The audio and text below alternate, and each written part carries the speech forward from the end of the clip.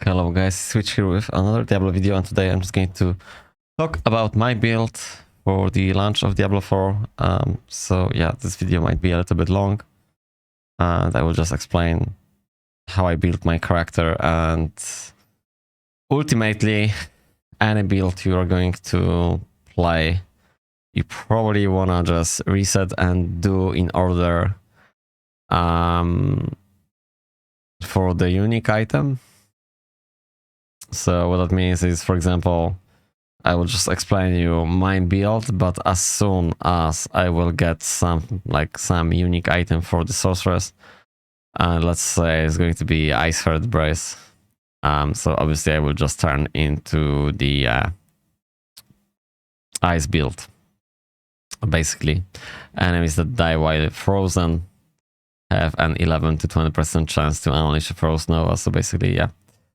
This is just an example, because some items you might be just considering to don't like to play them at all, but nevertheless, it's good to understand that the build itself is going to be good, but at some point in the game, let's say we're going to hit max level, and then just after that, on the journey to the proper end game, which we are going to obviously put the Paragon points. Yeah, I will just considering this by myself, to reset for some good item to reset everything, whole skill tree in order to use that powerful item. Anyway, so this build is going to be one day before launch as well on my channel. And on the first attempt, I'm using the Firebolt just simply because the enchantment I thought is good, but then Kriparian explained how it works. So basically, direct damage from skills applies additional 23% burning damage over 8 seconds. So that means it's not applying every 8 seconds during that time. It's actually applying after 8 seconds. So basically the mobs are already dead. So it's just useless. So basically I'm choosing the Frostbolt and I'm choosing the Arc Lash. So the Arc Lash, the enchantment is quite good because when you use a cooldown, enemies around you are stunned for duration of half second. It's quite good, especially in this build, and I will explain why later on. Then the Frostbolt, just simply to direct damage from spell skills, applies up to 50% shield, so that's great also. Just simply because the direct damage from skills, so doesn't really matter. They don't need to be called to apply the shield. So that's crazy good stuff. So we have the basic skills, and then as the core skill, we're just going to max out the chain lighting, and then we're just going to move along to the teleport on the level 11, and then we're just going to carry on to the Hydra. So it's like a path to speed farm to get as fast as possible those skills: chain lighting, teleport, and the Hydra. And the frozen orb, we're just going to max out just after the Hydra. That's the way how I wanna build this, just simply because we are not going to play the frozen orb in the way we're casting the frozen orb. So we're not going to spend any mana at all, because as you can see on the frozen orb, we have the enchantment, and then whenever you cast a non-basic skill, you have 20% chance to launch a frozen orb at nearby enemies. So basically in this build, we're just going to try to gather as much mana as possible, and maybe by gather I mean to regen mana, and then we are able to cast and actually spam all the time the chain lighting, which will force and trigger the frozen orb. So obviously we want to max out the frozen orb, and then we want to do the destructive frozen orb. So the second modification here, well, because the middle one we have to go with in order to go left or right. So enhanced frozen orb, basically when cast above 50 mana, frozen orb explosion damage is increased by 30%. So probably that's not really happen very often, just simply because we're just going to spam all the time the chain lighting. But the reason behind to put that second modification is basically to have the enemies vulnerable. So the frozen orbs explosion has 25% chance to make all enemies hit vulnerable for 2 seconds, and the frozen orb always makes frozen enemies vulnerable. So that's super extra source of vulnerable. Basically, that's what I've been looking forward. Yeah, and vulnerable, keep that in mind. When the enemies are vulnerable, they're getting 2 times more damage from every source, so that's great. So we're just going to move along. Obviously the chain lighting was first, so we're maxing out the chain lighting, and then obviously the middle modification, the first modification I should say, we need to put as a mandatory, and then we can choose one of each of those. So this one, the middle one, which we need to go with anyway, regardless, is a chain lighting gains a 3% increased critical strike chance per bounce. That's alright though. Keep that in mind. Every skill, in every character, in every build, we are going to be able to go about like 18 plus skills, more than that, but close to 18. So what that means, let's say we're just going to put 1 point into the frozen orb. So on the end game build, we are going to be able to get easily plus 18. So even if you will put 1 point into something and you're considering to use this, it's going to be quite good even on the end game, because there's not really going to be a huge difference if we're going to put 1 point into the flame shield, let's say.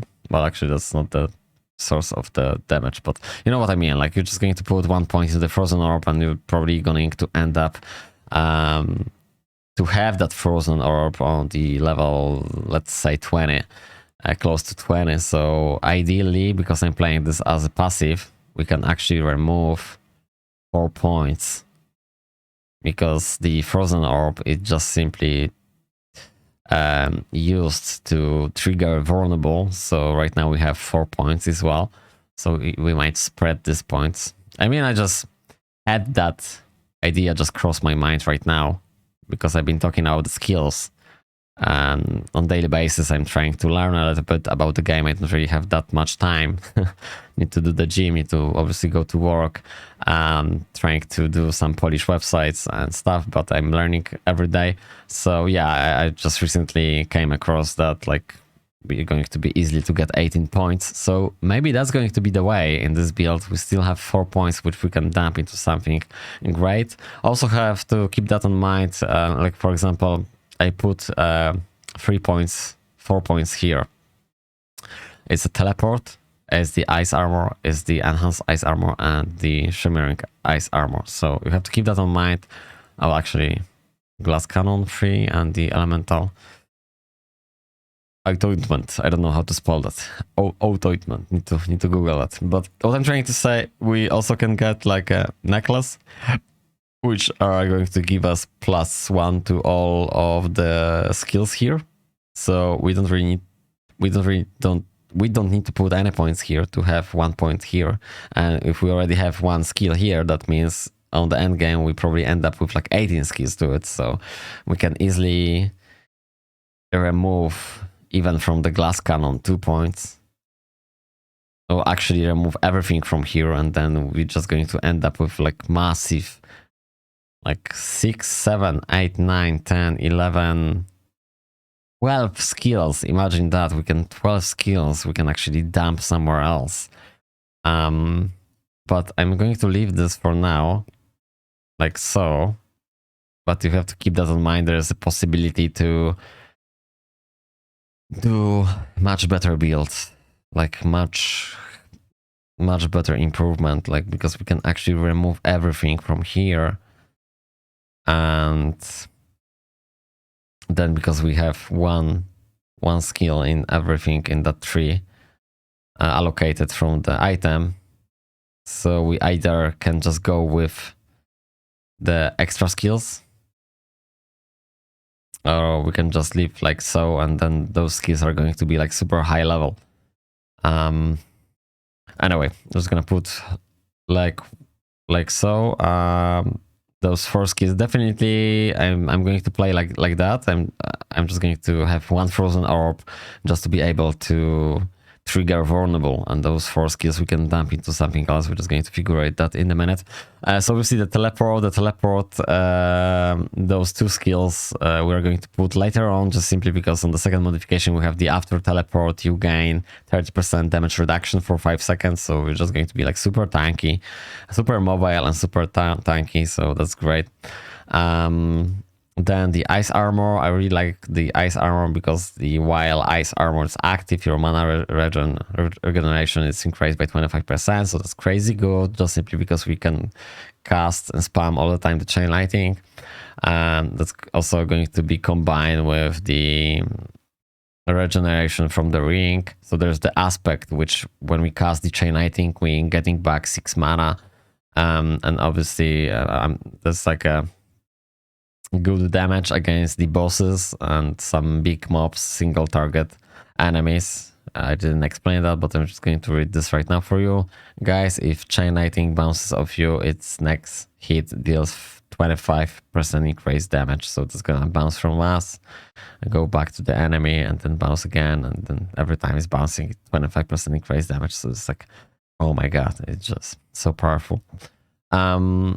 Shimmering Ice, the second modification is enemies that hit you while ice armor is active have a 50% chance to become frozen for 3 seconds, so that's good, that's alright though, but although our build is not really evolving around the frozen, so yeah, but still, it's good. Elemental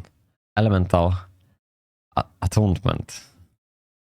Lucky hit. Critical strikes have a 5% chance to reset the cooldown of one of your defensive skill. I don't really feel like do we really need that, because the only defensive skill is the ice armor, and actually I'm just going to remove this as well. And actually, if we're just going to put this as an enchantment, as a passive skill, upon getting hit you have 5% chance to apply this armor. And the thing is, like, 5% chance is quite a lot, so we're just going to apply this without the casting for free, so we don't really spend any mana. And the fun fact about this is there's the aspect which give us 25% more damage when we have barrier active. So yeah, so this is not really important here. We might dump points into actually maybe increasing more mana. I don't know, we'll see in a minute. We have like 5 or even more points, so because like I said, glass cannon we might remove, but I'm not going to focus anymore, but I'm just wanna mention this one more time. Like every skill here in this utility skill or whatever, it's a 3 area, I don't know how to call it, but I forget the name. But the thing is, like, we can get access from the jewelry slot, so. And the Hydra, obviously we want to go with the Hydra, obviously we need to go to the middle one, which is the mandatory, and then we're just going to go to the left side, which is the Hydra, also burns enemies for an additional 12% of the base deal over 6 seconds, so that's great. And then we have the precision magic, which is the lucky hit is increase percentage value. Then we have the ice blade, so we might consider to go with 1 ice blade, although just trying to figure how many slots we are having. Like the basic skills, we don't really need to use it, so unless on the beginning, but then later on it's not really like super important. So we have like 1 slot, 2, 3. No, we don't really need to use this one. We could just going to trigger this from the passive. So we have like 1 slot, 2 slots, 3, 4, and 5, right? Because this is going to be cast no matter what from the passive, and this is going to be cast from the passive as well. So yeah, I'm just going to use 1, 2, 3, 4. And a 5, something like that. And then the ice armor and the frozen orb are going to be cast just passively. So that's the great way to do this. Great thing about this build, and I'm not saying like this build is going to be, oh my god, super amazing, but I'm super excited because I'm just creating this by myself. So that's why I'm happy. So every build on my channel, at least on the beginning, I'm not going to try to copy anybody. I'm not really. Fun fact about me, it's like I'm not really watching Reddit or copying anybody. At least on the beginning, or I don't think so. I don't really feel like it. Like for me, playing Diablo 4 or actually playing any other action RPG is about my own amusement, my own enjoyment, fulfillment. And I'm really happy I can create something by myself and just express my feelings about it. And because, long story short, I'm not really creating the content because I'm like super amazing player or trying to show the proper way or whatever.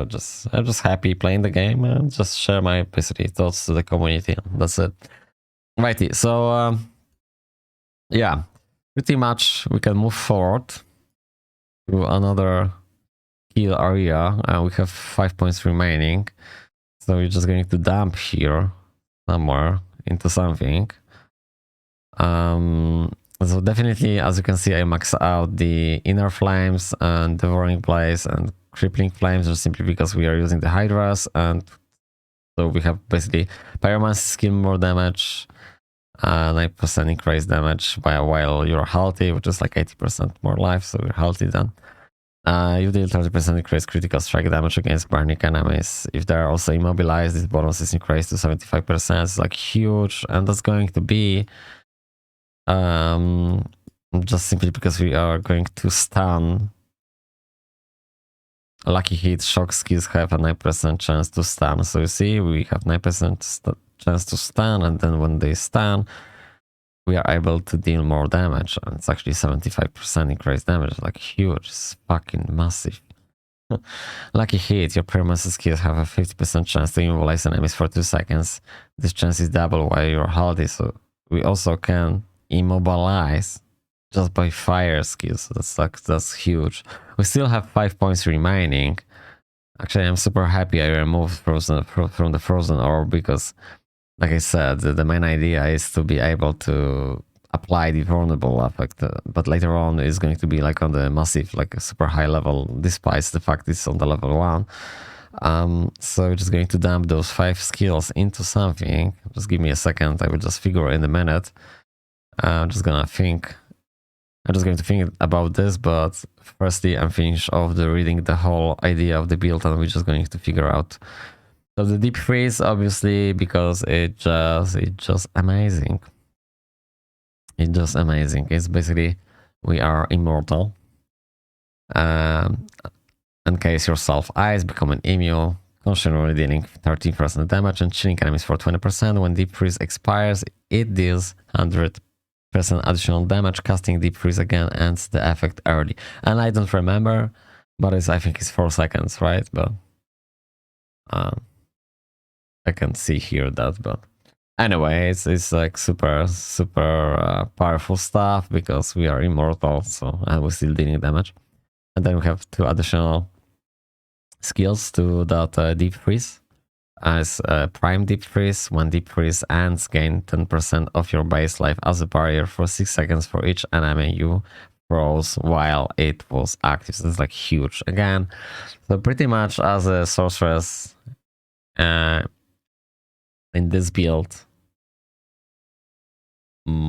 kind of like super tanky, and we always healthy, which means we are always on the 80% and more life, which means there's going to be a lots of aspects which actually adding tons of value to hydras. The overall to getting more damage, but you know what I mean, like we can be frozen and the hydras are actually attacking all the time, so it's like lots of value from it.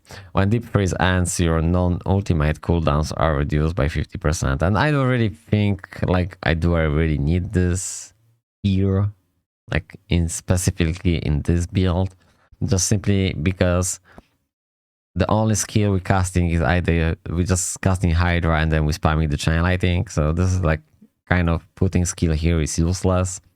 I'm just going to remove this one as well.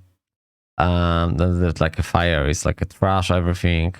And then in this scenario, I'm actually using the Viewers Mastery, and this is my first build I'm showing you guys, but I'm really super excited about pure cold and pure lighting. So I might do this tomorrow and day after tomorrow. Also, I have to figure it out some way, because I've just done both on the level 25, obviously, on the beta testing. So didn't really spec like full level, but I will do this probably tomorrow or maybe on weekend. So I will share my thoughts about those two builds. I'm like super excited about pure ice and pure lighting, but the Hydra is as well.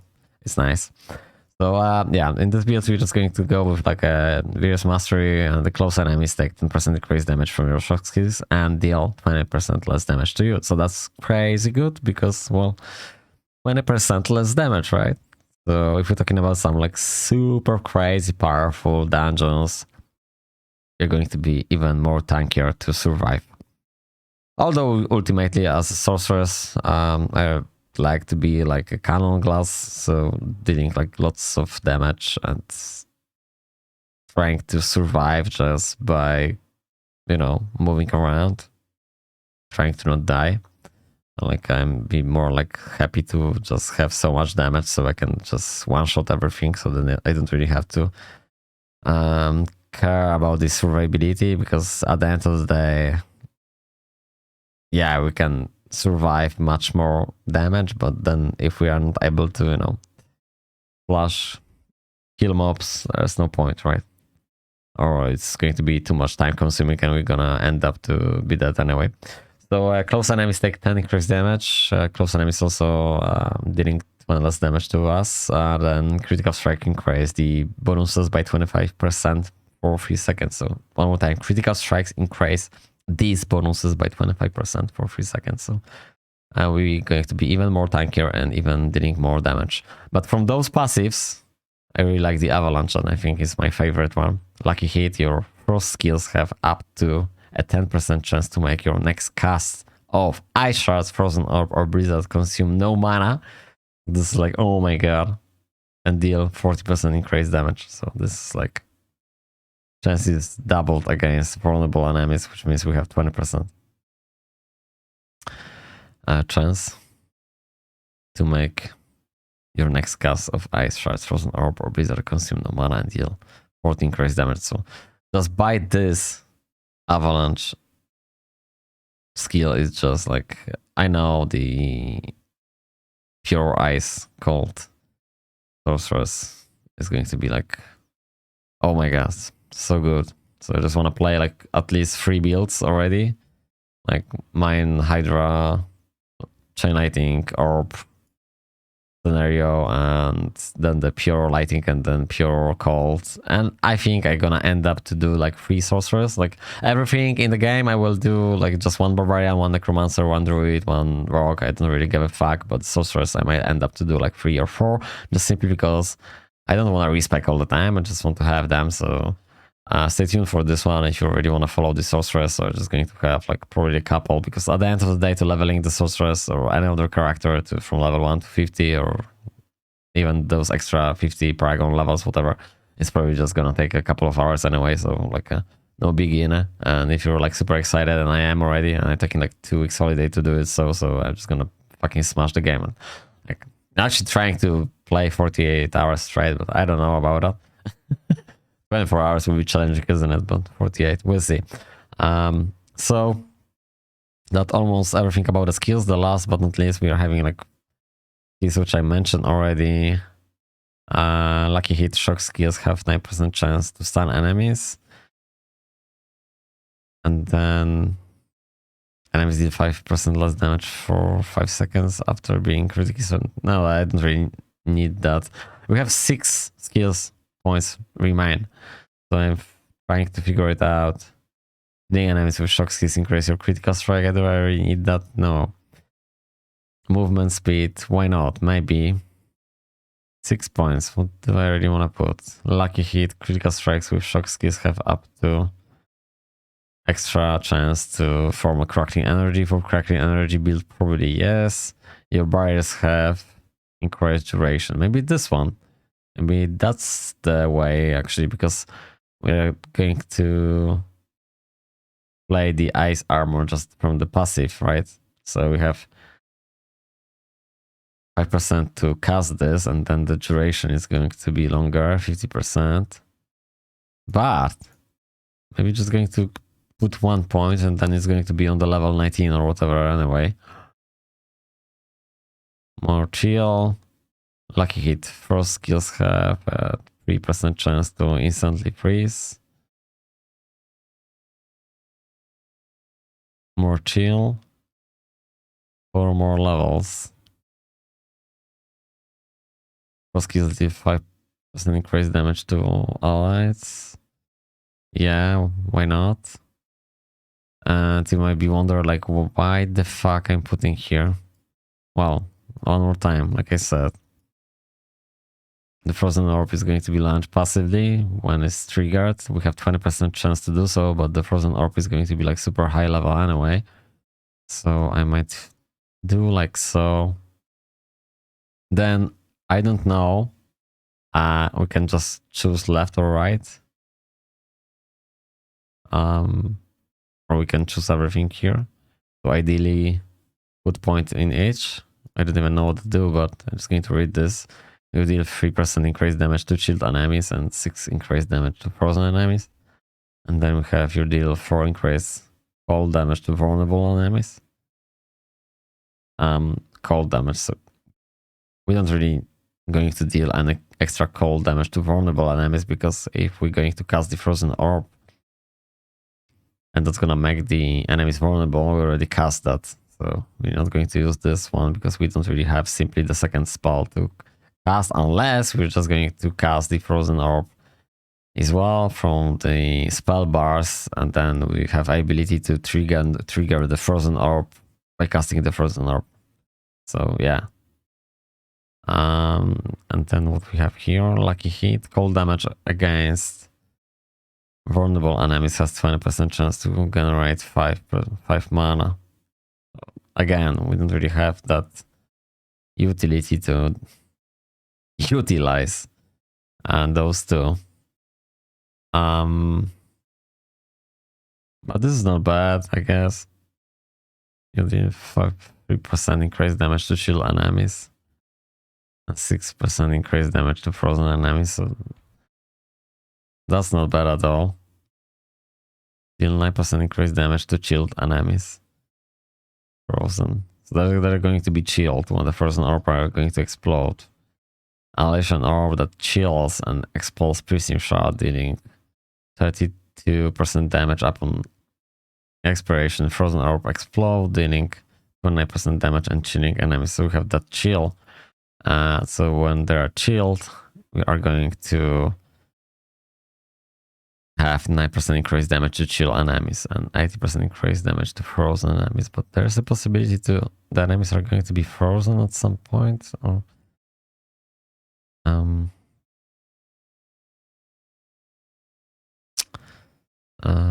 expiry, frozen orb explode, dealing chill enemies.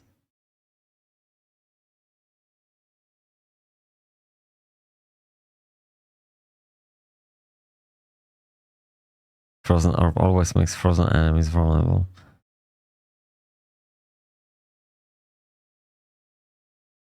I don't think so. You have an ability to make enemies frozen, but anyway, we have extra damage, and there's not really much more to consider to put points into unless high damage reduction. No.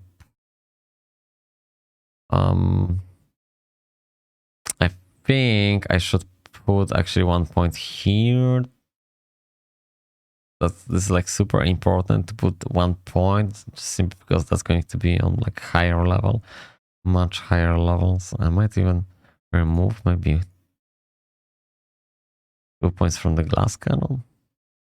I'll put it here. Your core skills deal 4 increased damage.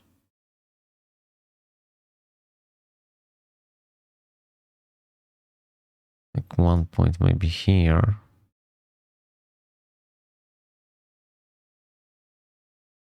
And like I said, when you're going to have the amulet, we will have the possibility to get 1 point into the glass cannon, 1 to everything here. So we don't really need to put 1 into the teleport and 1 into the ice armor, which that's going to give us another extra 3 points.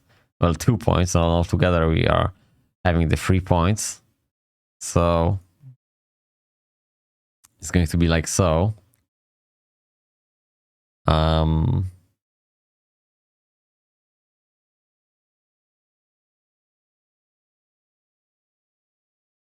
We will have like 3 points to spare.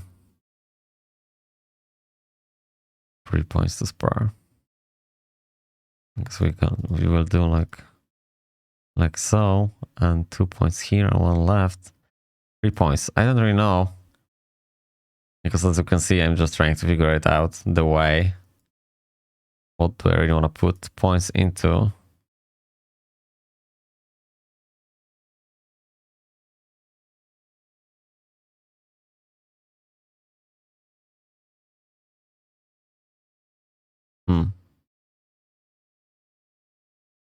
I don't know. Maybe here we have more money. I don't know, because the thing is, like, I'm thinking about like that plus 18 already. So I don't really look at this like free mana. I'm looking at this like we already have like lots of mana from it.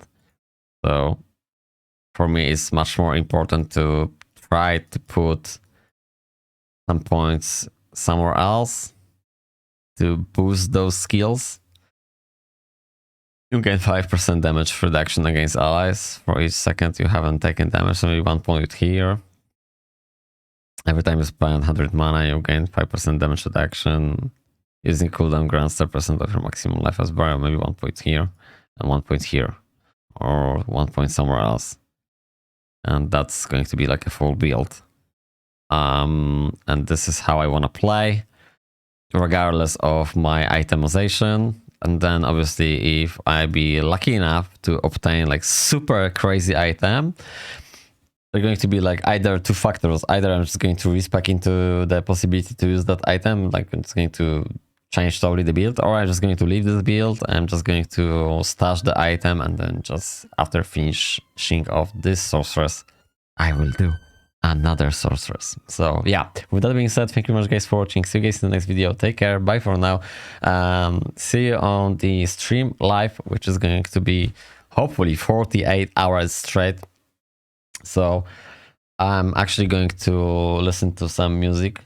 You won't be able to listen to that music because I'll be just listening from my mobile phone, but that's the beauty, because you can watch some no live playing Diablo with obviously Diablo sounds and Diablo music. And if somebody wanna obviously chat to me, but the Twitch is going to be just for the premium members. But if somebody wanna chat, yeah, you can just basically follow or subscribe, and you can subscribe for free because there's a ref link to the Amazon Prime. And if you want to support me for free, you can do that.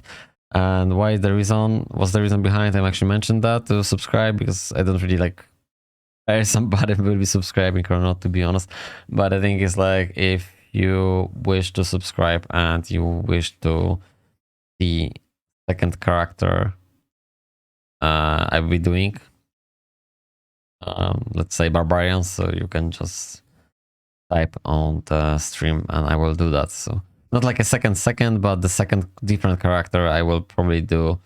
If somebody want to see something, I will just do that.